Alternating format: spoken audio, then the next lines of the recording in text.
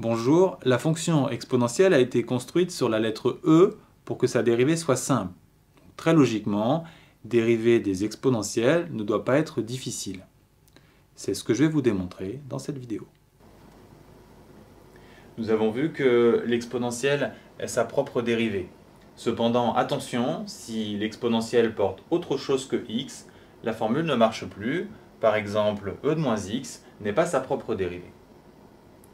Dans ce cas, il faut utiliser une autre formule, la dérivée de e de u, qui vaut u' e de u.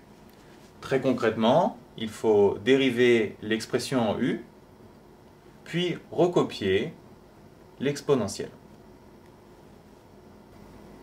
Pour e de moins x, l'expression vaut moins x, et donc la dérivée moins 1, ce qui nous donne moins 1 fois e de moins x. Notez que si u vaut x, la dérivée fera 1 fois e de x. S'il y a une formule à retenir, c'est donc celle-là. Prenons un exemple, exponentielle de 3x plus 5. La formule à utiliser est toujours la même et la méthode est très simple. On dérive l'expression et on recopie l'exponentielle. Ici, l'expression vaut 3x plus 5 et sa dérivée 3. Le résultat est donc 3 exponentielle de 3x plus 5.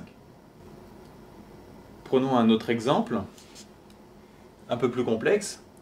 Ici, l'expression vaut 5x au carré plus 7x plus 1. Sa dérivée vaut donc 10x plus 7. Et ensuite, on se contente de recopier l'exponentielle.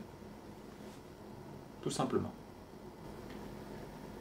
Que se passe-t-il quand l'exponentielle est à l'intérieur d'une expression plus complexe?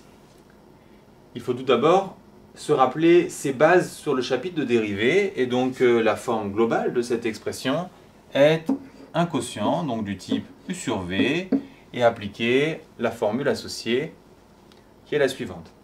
Ici, très important, le u' correspond à la dérivée de notre exponentielle, et on applique, comme on vient de le voir, la technique. Donc on dérive l'expression qui vaut 3, et on recopie l'exponentielle, ce qui va nous donner 3 exponentielle de 3x plus 2.